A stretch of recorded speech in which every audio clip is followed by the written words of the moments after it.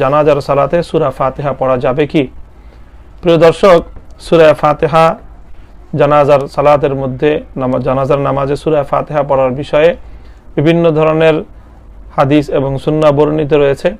এই বিষয়ে Islamic scholar এবং আইম্মাতুল ইসলামদের বিভিন্ন ধরনের তাদের বক্তব্য এবং মতামত রয়েছে কোরআন সুন্নাহর আলোকে। হানাফি ফিকহ অনুযায়ী সালাতুল জানাজার মধ্যে কোরআনে পাকের কোনো তিলাওয়াত নেই। হ্যাঁ, সূরা ফাতিহাকে যদি কেউ সানা এবং দোয়া হিসাবে পড়ে, তাহলে সানা এবং দোয়া হিসাবে সূরা ফাতিহার চেয়ে উত্তম কোনো সানা এবং সূরা ফাতিহার চেয়ে উত্তম আল্লাহ পাক রব্বুল আলামিনের হামদ প্রশংসা দ্বিতীয়টি নেই। জানাজার নামাজে সূরা ফাতিহা পড়তে হবে কিনা, জানাজার নামাজে সূরা ফাতিহা পড়া নিয়ে ইমামদের মধ্যে মত পার্থক্য আছে। ইমাম আবু হানিফা রাহমাতুল্লাহ আলাইহির মত হলো জানাজার নামাজে সূরা ফাতিহা পড়া লাগবে না, কারণ এটা পূর্ণাঙ্গ কোনো সালাত না, রুকু নাই, সিজদা নাই, অতএব এটা পূর্ণাঙ্গ সালাত না। এখানে as-সালাতু আলাল জানাজা বলা হয় এই অর্থে যে মুর্দা ব্যক্তির জন্য দোয়ার অনুষ্ঠান। এই জন্য ইমাম আবু হানিফা রাহমাতুল্লাহ আলাইহির মত হলো এখানে সূরা ফাতিহা নাই। আর অন্য ইমামদের অনেকে বলেন লা সালাতা ইল্লা বিফাতিহাতিল কিতাব, যত প্রকারের সালাত আছে সূরা ফাতিহা ছাড়া চলবে না, এটাও একটা সালাত, জানাজার নামাজও একটা নামাজ, অতএব এখানে সূরা ফাতিহা লাগবে। দলিল বুঝছেন দোনো ইমামদের? দুই ইমামের দুই রকমের যুক্তি এবং দলিল এবং দুই রকমের মত।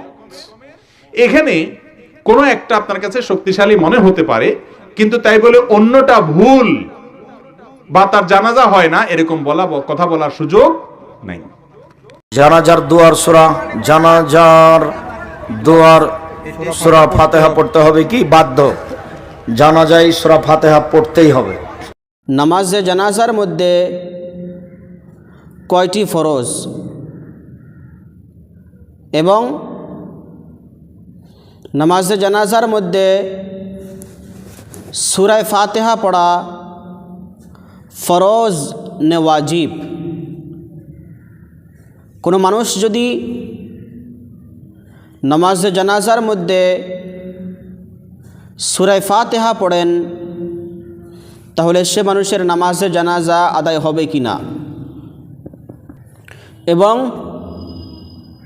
এই নামাজে জানাজার তরিকা কি, তার নিয়ম কি? তো বিষয় মশলা হচ্ছে, প্রথম কথা হচ্ছে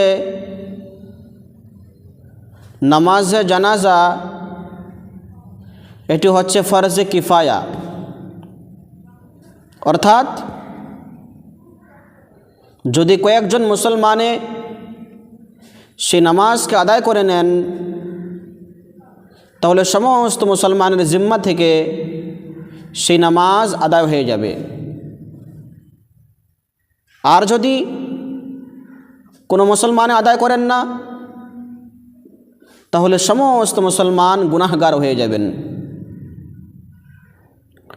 এবং নামাজে জানাজার মধ্যে হচ্ছে দুইটি ফরজ, একটি হচ্ছে কিয়াম, দাঁড়িয়ে থাকা, এবং 2 নম্বর হচ্ছে 4 তাকবীর। এই দুইটি হচ্ছে নামাজে জানাজার মধ্যে ফরজ। এবং নামাজে জানাজার মধ্যে সূরা ফাতিহা পড়া ফরজও না এবং ওয়াজিবও না। সূরা ফাতিহা নামাজে জানাজার মধ্যে পড়া যাবে কি না, এই মসলা নিয়ে ইমামের ভিতরে ইখতিলাফ আছে, মতভেদ আছে। হানাফিয়া এবং মালিকিয়া মসলক হিসেবে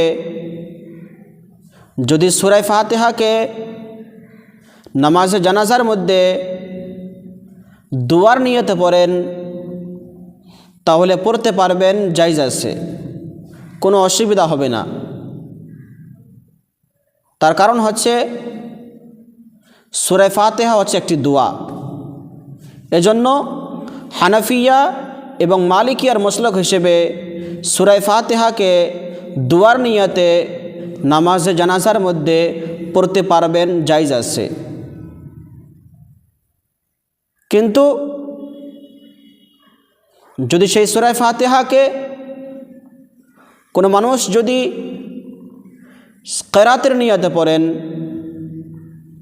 তাহলে হানাফিয়া মাসলাক হিসেবে সেটা হচ্ছে মুকরুহে তাহরিমি এবং মালিকিয়া মাসলাক হিসেবে সেটা হচ্ছে মুকরুহে তানজিহি। এজন্য নামাজে জানাজার মধ্যে সূরা ফাতিহাকে যদি কোনো মানুষ দোয়ার নিয়তে পড়ে তাহলে পড়তে পারবেন, আর কিরাতের নিয়তে পড়লে মুকরুহ হবে। এখন যে মানুষ হানাফিয়া মাসলককে মানেন, মালিকিয়া মাসলককে মানেন, সে মানুষ নিজের মাসলকের উপরে আমল করবেন। আর যে মানুষ শাওয়াফে এবং হানাবিলা মাসলককে মানেন, সে মানুষ তার মাসলকের উপরে আমল করবেন। শাওয়াফে এবং হানাবিলার তরফ থেকে দলিল দেওয়া হয় যে হযরত ইবনে আব্বাস রাদিয়াল্লাহু তাআলা আনহু বলেছেন, আন ইবনে আব্বাস রাদিয়াল্লাহু তাআলা আনহু আন্না নবী সাল্লাল্লাহু আলাইহি ওয়াসাল্লাম ক্বরাআ আলাল জানাজাতি বিফাতিহাতিল কিতাব। হযরত ইবনে আব্বাস রাদিয়াল্লাহু তাআলা আনহু বলেন, নবীজি সাল্লাল্লাহু আলাইহি ওয়াসাল্লাম নামাজে জানাজার মধ্যে সূরা ফাতিহা পড়েছেন এবং তারা দলিল দেন লা সলাতা ইল্লা বিফাতিহাতিল কিতাব, যে কোনো নামাজ নাই সূরা ফাতিহা ছাড়া। এজন্য নামাজে জানাজার মধ্যে সূরা ফাতিহা পড়তেই হবে, না হলে নামাজ হবে না। এটি হচ্ছে শাওয়াফে এবং হানাবিলার দলিল। তো হানাফিয়ার তরফ থেকে দলিল দেওয়া হয় যে নবীজি সাল্লাল্লাহু আলাইহি ওয়াসাল্লাম এই জানাজার মধ্যে সূরা ফাতিহাকে দোয়ার নিয়তে পড়েছেন, কারণ সূরা ফাতিহার আরেকটি নাম হচ্ছে দোয়া। আর দোয়ার নিয়তে নামাজে জানাজার মধ্যে সূরা ফাতিহা পড়লে কোনো অসুবিধা নাই। তার দলিল হচ্ছে হাদিস শরীফের মধ্যে আসছে, আন নাফিইন আন্না ইবনে উমর রাদিয়াল্লাহু তাআলা আনহু কানা লা ইয়াকরাউ ফিস সালাতি আলাল জানাজাতি। মুসান্নাফ ইবনে আবি শাইবা কিতাবুল জানাইজ। এবং ফতোয়া হিন্দির মধ্যে আছে, ওয়ালাউ ক্বারা আল ফাতিহাতা বিনিয়াতিদ দুআ ফালা বা'সা বিহি, যদি সূরা ফাতিহাকে দুয়ার নিয়তে পড়া হয় তাহলে কোনো অসুবিধা নাই। ফালা বা'সা বিহি ওয়া ইন ক্বারাআহা বিনিয়াতিল কিরাআতি, আর যদি সূরা ফাতিহাকে কিরাতের নিয়তে পড়া হয় লা ইয়াজুজু, তাহলে জায়েজ নাই।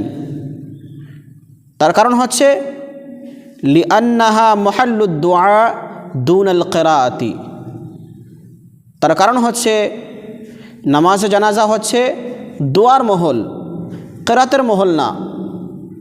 এজন্য নামাজে জানাজার মধ্যে কিরাত হিসাবে সূরা ফাতিহাকে পড়া যাবে না। যদি দোয়া হিসেবে পড়েন তাহলে পড়তে পারবেন, কোনো অসুবিধা নাই, জায়েজ আছে। ফতোয়া হিন্দিয়া আল বাবুল হাদি ওয়াল ইশরুনা ফিল জানাইজি, আল বাহরুর রাইক। এবং স্বামীর মধ্যে লেখা আছে ওয়া তাকরাহু বিনিয়াতিল কিরাআতি লিআদমি সুবুতিহা, ফতোয়া স্বামী। এজন্য কোনো মানুষ যদি সূরা ফাতিহাকে দুয়ার নিয়তে পড়েন তাহলে হানাফিয়া এবং মালিকিয়া মাসলক হিসেবে পড়তে পারবেন, কোনো অসুবিধা নাই। কিন্তু কিরাত হিসেবে পড়লে সে মানুষের নামাজ মুকরুহ হবে। হানাফিয়ার নজদিক মুকরুহে তাহরিমি এবং মালিকিয়ার নজদিক মুকরুহে তানজিহি।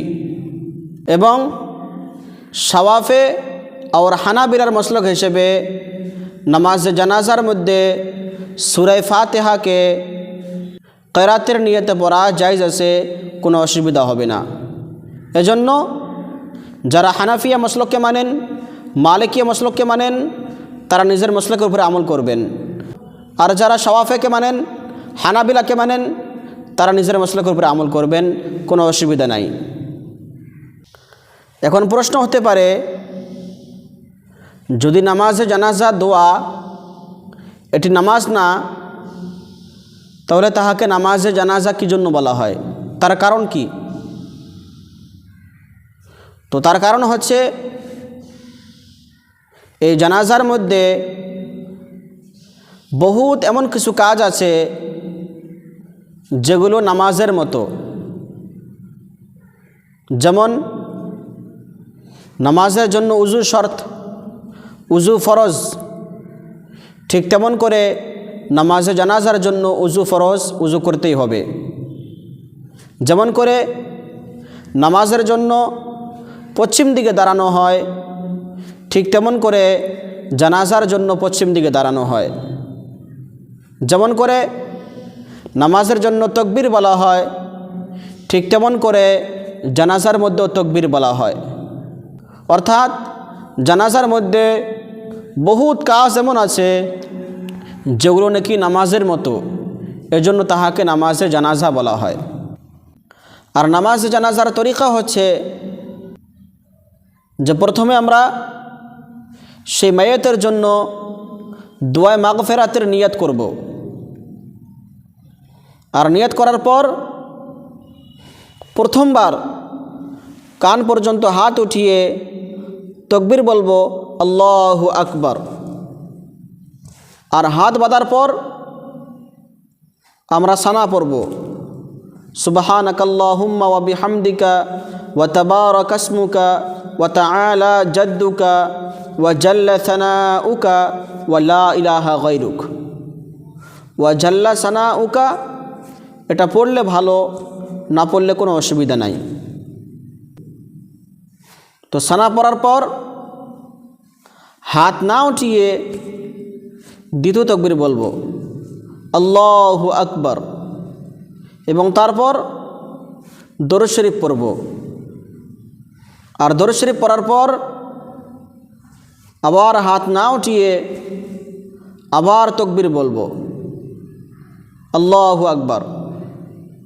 আর তাকবীর বলার পর যদি বালেগ পুরুষ বা মহিলা হয়, তার জন্য আমরা এই দোয়াটি পড়ব, আল্লাহুম্মা গফির লি হাইয়িনা ওয়া মাইয়িতিনা ওয়া শাহিদিনা ওয়া গায়িবিনা ওয়া সগীরিনা ওয়া কাবীরিনা ওয়া যাকারিনা ওয়া উনসানা আল্লাহুম্মা মান আহয়াইতাহু মিন্না ফাআহইহি আলাল ইসলাম ওয়া মান তাওয়াফাইতাহু মিন্না ফাতাওয়াফাহু আলাল ঈমান।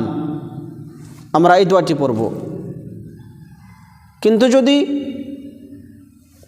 সেই মাইয়ত, সেই ব্যক্তি বালেগ না, বরং নাবালেগ ছেলে হয়, তাহলে তার জন্য আমরা এই দোয়া পড়ব, আল্লাহুম্মা জাআলহু লানা ফারাতান ওয়া জাআলহু লানা আজরান ওয়া যুখরান ওয়া জাআলহু লানা শাফিআন ওয়া মুশাফফাআ। আর যদি নাবালিগ ছেলে না হয়ে নাবালিগ মেয়ে হয়, তাহলে তার জন্য এই দোয়া পড়ব, আল্লাহুম্মা জাআলহা লানা ফারাতান ওয়া জাআলহা লানা আজরান ওয়া যুখরান ওয়া জাআলহা লানা শাফিআতান ওয়া মুশাফফাআ। এই দোয়া পড়ব। আর এই দোয়া পড়ার পর আবার হাত না উঠিয়ে তাকবীর বলবো, আল্লাহু আকবার। আর তাকবীর বলার পর সালাম ফিরিয়ে দেব, আসসালামু আলাইকুম ওয়া রাহমাতুল্লাহ, আসসালামু আলাইকুম ওয়া রাহমাতুল্লাহ। সালাম ফেরাবো। আর সালাম ফেরার পর দোয়া না করে, কারণ নামাজে জানাজার পর কোনো দোয়া হাদিস থেকে সাবিত নাই। তার কারণ হচ্ছে যে নামাজে জানাজা এটা নিজে একটি দোয়া, আর দোয়ার পরে দোয়া করার কি মতলব? এজন্য নামাজে জানাজার পরে দোয়া করা হাদিস থেকে সাবিত নাই, হাদিস থেকে প্রমাণিত নাই। এজন্য জানাজা পড়ার পর তার সঙ্গে সঙ্গে সেই মাইয়তকে আমরা কবরস্থানে নিয়ে যাব।